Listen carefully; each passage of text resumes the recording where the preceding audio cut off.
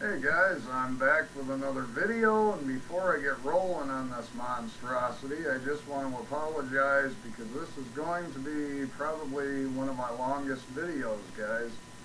Instead of doing a bunch of short videos, I've decided I'm going to cram everything together into one, because I got a number of topics to talk about today and a collection update to get through as well. So I'm going to try and be as brief as possible, but the odds are, guys, this is going to end up being fairly long. First point, I know I mentioned in my last channel update video, guys, that my work schedule had slowed down a bit, and I was going to be on here cranking out the videos and catching up with everybody else's videos and catching up with all my comments, etc., etc. And as you guys have noticed, at this point, I've been virtually a ghost on YouTube for probably 3 weeks now. Haven't really caught up with anybody's videos. I haven't really gotten back to anyone's comments.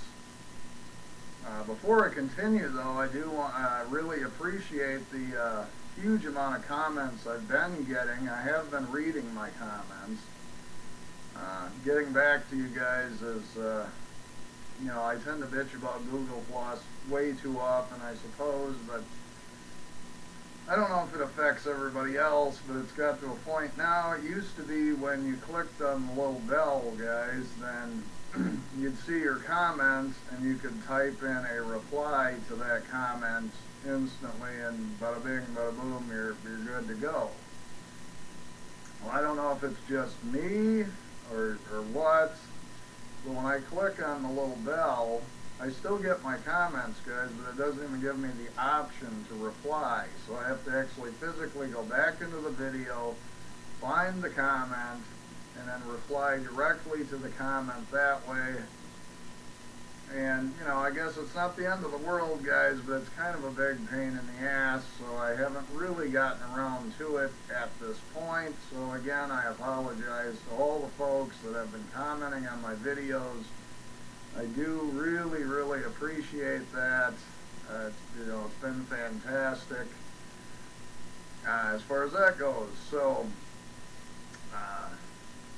basically, my whole point here is to discuss why. Well, it's been a couple of issues, guys. The first, and I'm not going to get into it too in-depth here, but I've had a couple of relatives with some pretty serious health issues lately, guys. And I'm sure you guys can understand that situation trumps anything I'm doing on YouTube. And so that's kind of that, guys.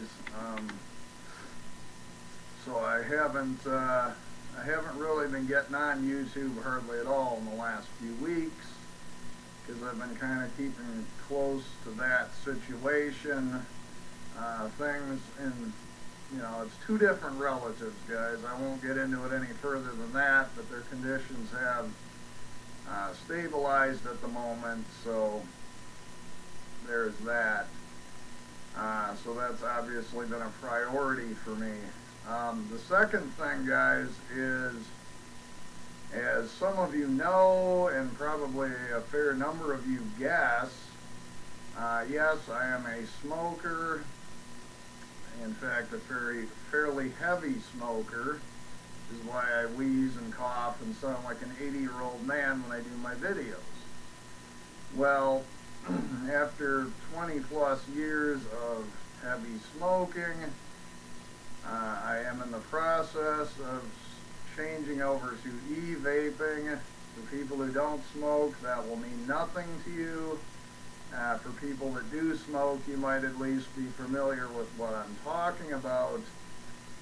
But over the last few weeks, guys, I have been, in-depth researching all the ins and outs and trying to explain how the whole thing works. So I'm not going into it completely blind, but I've decided I do enjoy smoking. I'm not ready to give it up yet. but I am ready to, stop waking up, going into a coughing fit for 15 minutes, and then lighten up another smoke. E-vaping is not completely harmless, of course, because there is still nicotine in the juice that you buy that you vaporize. Excuse me. But it doesn't contain all the tar and all the carcinogens and all the chemicals and stuff found in cigarettes. So I thought, if I'm going to continue to smoke, it's at least a bit healthier alternative. Excuse me, speaking of.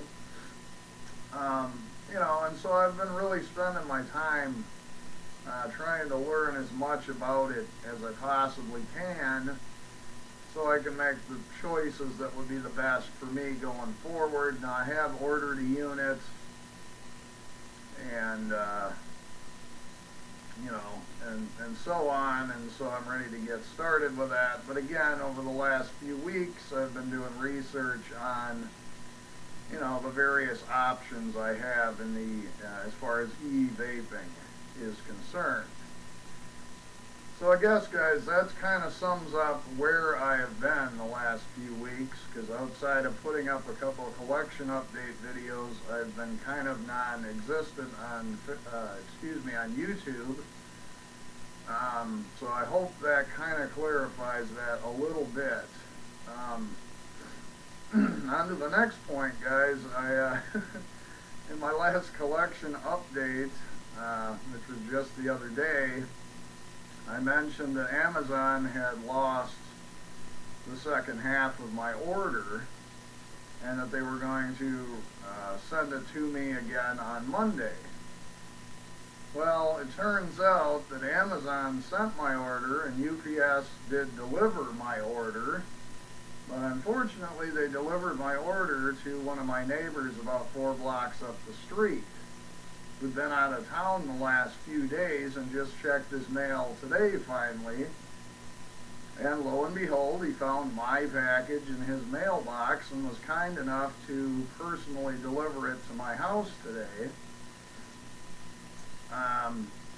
Well, in the meantime, between when my package was supposed to arrive and my neighbor kindly arriving at my doorstep today, I had called Amazon and explained to them that my package went missing, and they went ahead and reissued my titles, guys. Now, they have already been shipped, and so it's too late at this point for me to cancel that order.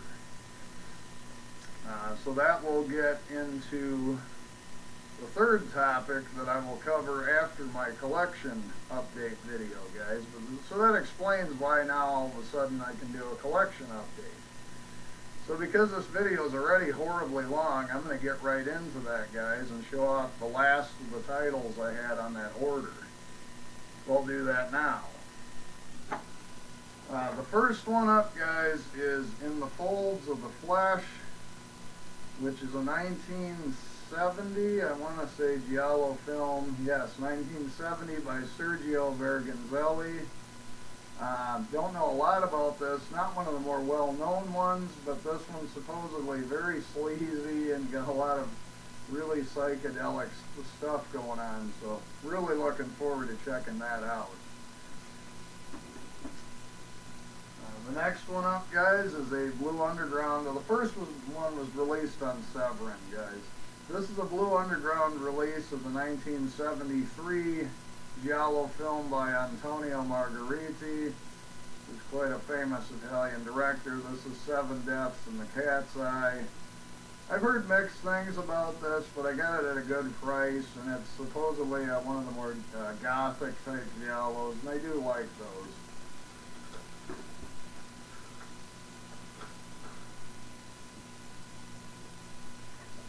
Alright, sorry about that, guys. Cat was acting up. I had to give it the evil eye. The next one up is another Blue Underground title, guys. This is The Bloodstained Shadow from 1978 by Antonio Bido. And I've seen one of his other giallo films, Watch Me When I Kill, and I really enjoyed that. So look looking forward to checking this one out.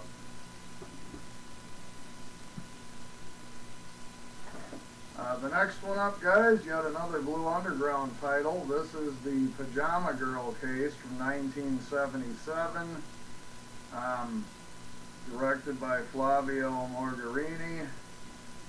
The interesting thing about this is it actually takes place in Australia, even though it is an Italian giallo, so it's got a very unique location, and the story is actually based on a real-life story. And it features the Academy Award winner Ray Milland, which is very interesting for a kind of an obscure giallo film. So looking forward to this one as well. The next one, guys, and as you can see, I haven't opened any of these because they just brought this over a couple hours ago. This is a late period giallo film by Lamberto Bava, released on the Raro label. I'm not sure about the year, but I want to say this is actually early 90s. So this is a very late period giallo called Body Puzzle. I don't have too many of Lamberto Bava's giallos, so I'm very curious to check this out. And I got this super cheap, brand new, so looking forward to that one. The next one up, guys, is a giallo film by Umberto Lenzi, and this is released by Wham USA. I've heard this is not the best transfer ever, but it's one of the only ways you can get this very obscure giallo film by Umberto Lenzi. I don't even know the year. I think this is fairly early 70s. It doesn't even list it here now, guys. This is Knife of Ice. One of his least well-known giallo films, and apparently one of his least gory. This one's more all about the story and the suspense. But one I've been curious about for quite some time, and I do love Lenzi as a director.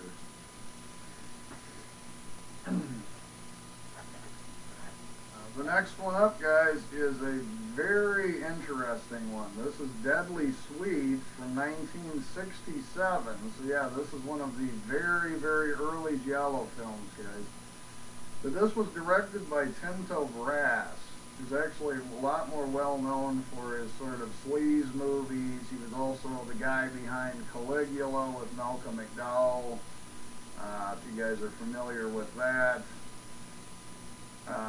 You know, but he was known more for a lot of his sleazier films, so this was actually his only foray into the giallo. And this is actually one of the first giallo films. Like I say, this is from 1967, but this is called Deadly Sweet.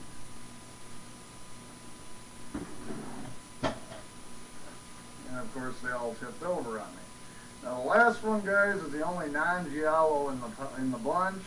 This is one of the more extreme horror films from Chile. This is from 2012, so it's fairly new. This was put out by Artsploitation Films. A few people have already talked about this. It was enough to intrigue me to pick it up, but it's got everything you could want in an extreme film. There's some incest, some brutal rape, some brutal gore. You know, you name it. There's apparently some cannibalism in this film, so, you know, it's one of them.